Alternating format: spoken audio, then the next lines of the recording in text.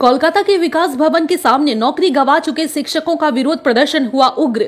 हालात इस वक्त भी भारी बेकाबू। सुप्रीम कोर्ट के आदेश से करीब 25,000 शिक्षकों की नौकरी जाने के बाद वे बहाली की मांग कर रहे हैं। प्रदर्शनकारियों ने पुलिस पर लाठीचार्ज और सत्ताधारी दल द्वारा गुंडे भेजने का आरोप लगाया है, जिसमें कई शिक्षक घायल हुए हैं। बता दें कि कोलकाता के विकास भवन में गुरुवार को एसएससी यानी स्कूल सर्विस कमीशन से जुड़ी नौकरियों से वंचित शिक्षकों का विरोध प्रदर्शन हिंसक हो गया। पुलिस द्वारा प्रदर्शनकारी को हटाने के लिए लाठीचार्ज किया गया, जिसके जवाब में शिक्षकों ने फूलदान और ईंटें फेंकी। इस संघर्ष में कई शिक्षक और पुलिसकर्मी घायल हो गए। प्रदर्शनकारी शिक्षक एसएससी भर्ती प्रक्रिया में अनियमितताओं के खिलाफ अपनी नौकरी की मांग कर रहे थे। शुक्रवार को भी स्थिति तनावपूर्ण बनी रही, जब प्रदर्शनकारी शिक्षकों ने पुलिस की बैरिकेडिंग हटाकर फिर से विरोध प्रदर्शन शुरू किया। उनकी मुख्य मांगे हैं कि OMR शीट्स की मिरर इमेज सार्वजनिक की जाए। पुलिस ने सरकारी संपत्ति को नुकसान पहुंचाने और सरकारी कर्मचारियों के काम में बाधा डालने के आरोप में प्रदर्शनकारी के खिलाफ मामला दर्ज किया है। इस घटना ने पश्चिम बंगाल में एसएससी भर्ती प्रक्रिया से जुड़े विवादों और शिक्षकों की नौकरी को लेकर बढ़ती असंतोष को उजागर किया है। नौकरी से वंचित शिक्षकों का विकास भवन घेराव और भी ज्यादा बेकाबू तब हो गया जब वहां पे पुलिस ने लाठीचार्ज किया। जैसे जैसे रात बढ़ी, आंदोलनकारियों को हटाने के लिए पुलिस ने जोर जबरदस्ती चलाई, लाठियां भांजी और कई बेरोजगार शिक्षक भी घायल हुए। साथ में कई पुलिसकर्मी भी इस दौरान घायल हुए हैं। इस दौरान कई बीजेपी नेतागण भी वहां पहुंचे, जिनमें सजल घोष भी शामिल थे। सजल घोष से लेकर सव्यसाची दत्ता तक सभी नेतागण वहां पे पहुंचे। इस दौरान नेतागणों के साथ भी धक्का मुक्की की गई। तस्वीरों में आप साफ देख पा रहे हैं कि शिक्षक कितने उग्र हो गए हैं। क्या कुछ इस दौरान नजारा देखा गया, आइए जानते हैं। आपके होंगे हर सपने साकार, चालू करो अपने कपड़ों का व्यापार। मैन्युफैक्चर प्राइस में माल देंगे भैया। कुर्ती 55 से चालू हो जाता है, साड़ी 115 से चालू हो जाता है। 15,000 प्रोडक्ट आपके लिए इंतजार कर रहा है। कब तक न्यूज देखोगे? ये समय आ गया है न्यूज बनाने के लिए। এবং আজকে যে ঘটনাটা ঘটেছে সেটা অত্যন্ত দুর্ভাগ্যজনক। সম্ভবত আপনার সাথেও ঘটেছে, যাই হোক আপনার কোনো সহকর্মীর সাথে ঘটেছে, আমরা দেখছিলাম। এই যে ঘটনাটা, সেটা একটা সলিডারিটি তো মানুষ দেখাতে পারে। আমরা বিরোধী দল নিশ্চয়ই সরকারের এই অন্যায়ের পাশে, বিরোধী দল যারা আন্দোলন করছেন এবং সেই আন্দোলন যখন ন্যায় সংকট, তো সেই আন্দোলনের পাশে থাকবে না। এখানে ওনাদের ডিউটি করতে অসুবিধা হবে।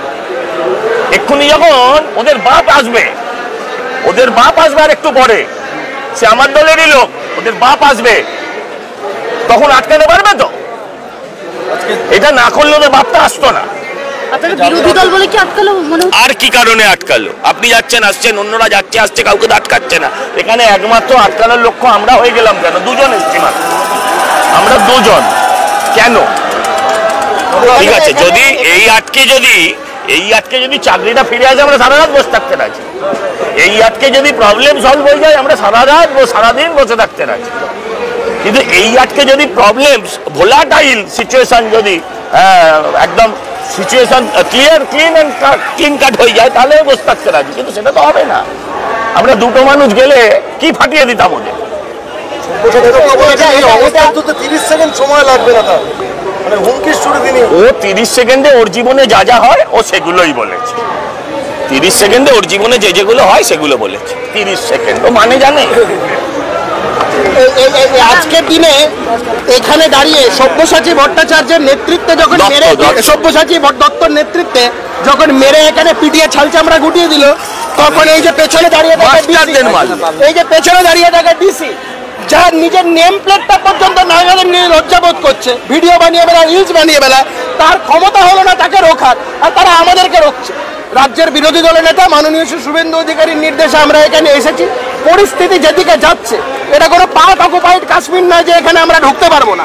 এরা যেভাবে এটাকে বানিয়ে রেখেছে, আমি আর সজল ঘোষ আমরা আজকে এসেছিলাম, মনে হচ্ছে এরা পার্ট অকুপাইড কাশ্মীর, আর এরা হচ্ছে জঙ্গি বাহিনী, আমাদের ঢুকতে দেবে না।